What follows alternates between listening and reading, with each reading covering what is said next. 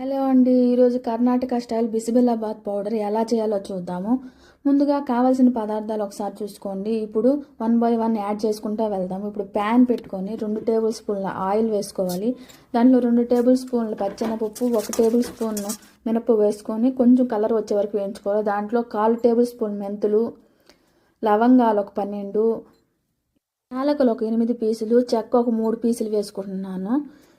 కొంచెం మిక్స్ చేసుకుంటా ఉండండి మధ్యలో, లేకపోతే మాడిపోతూ ఉంటుంది. చిన్న లో ఫ్లేమ్లో పెట్టుకోవాలి. జాపత్రి 3 పీసులు, జాకాయ సగం వేసుకున్నాను. మిరియాలు వచ్చి 1/4 టేబుల్ స్పూన్ సరిపోతుంది. కొంచెం మిక్స్ చేసుకున్న తర్వాత దానిలో ధనియాలు వచ్చి 2 టేబుల్ స్పూన్లు.